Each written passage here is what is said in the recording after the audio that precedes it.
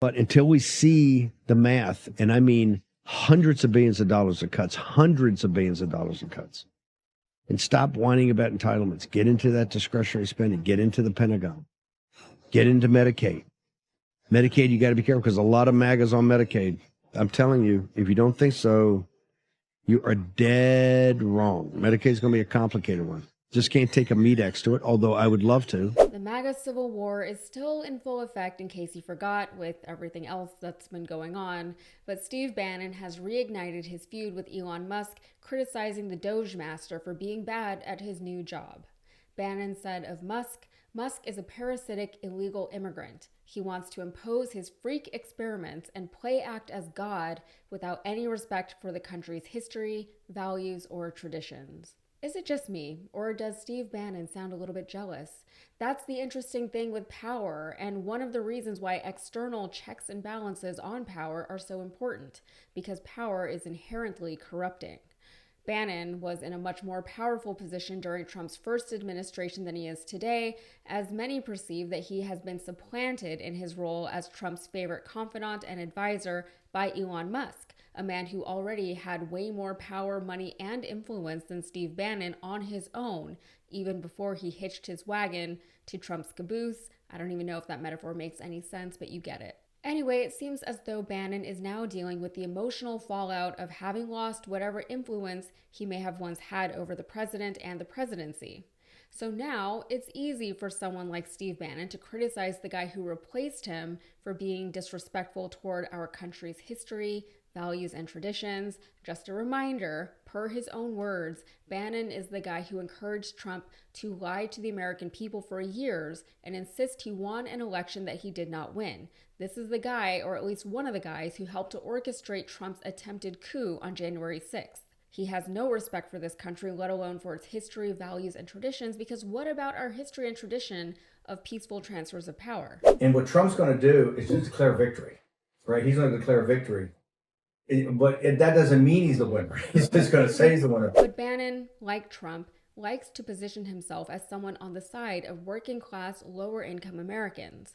Like Trump, they believe that Bannon and the Republican Party empathize with their plight, even though so little of what Bannon or the Republican Party actually stand for benefits them. Republican policies don't really benefit lower income working class Americans economically or socially, which is why they run so heavily on identity politics and religious values and nationalism. One of the biggest differences between the Republican and Democratic parties is that Republicans tend to believe more strongly in individualism and personal responsibility, which conveniently releases elected Republican leaders from the bulk of the burden of actually having to make things better for the lives of their constituents. On the Democratic side, voters tend to believe in a more egalitarian socialist society where the government's job is to build a better and more equitable society for its people. I'm speaking broadly, of course, and there's obviously nuance to all of this, but I think that's a decent representation of how the two sides view the nation, its people, and the government's role in our lives. Now, that said, if Republican leaders were honest about the fact that they do not and will not care or work for the betterment of lower income working Americans, they would, in theory, lose a lot of their supporters. And I say, in theory, they would lose that support because they're not exactly subtle about the fact that so many of their policies are designed to make life better and richer for the already rich. But as long as their not rich supporters still believe that Republican policies will ultimately benefit them in some way, then they'll still feel good about voting for a party for purely ideological reasons. But even with the anti-abortion stuff and the anti-LGBTQ stuff and the xenophobia and the claims of Christian persecution, etc., even Trump voters are starting to realize that voting for Trump and this administration might not have been their best move.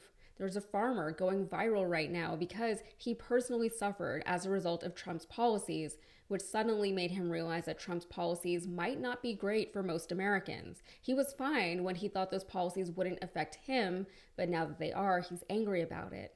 And as frustrating as that is to hear for people on the left, it is what it is. And we shouldn't be surprised to hear these things. It goes back to that fundamental difference I was talking about earlier.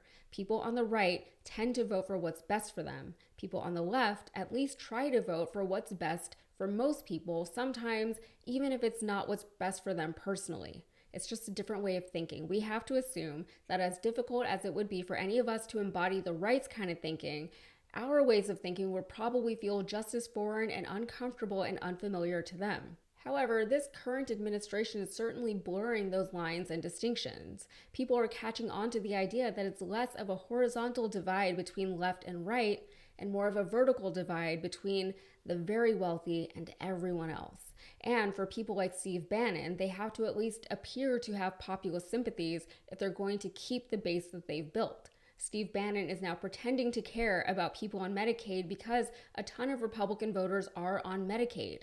It's tricky. Medicaid is the definition of those pesky government handouts that Republicans love to rail against.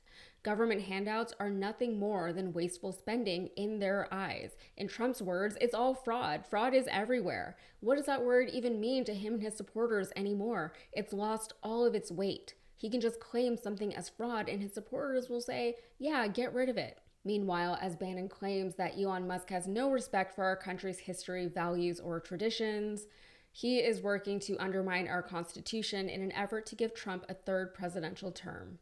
All right, that's it for me. If you got anything out of this, please like the video and subscribe to the channel for more. Thanks.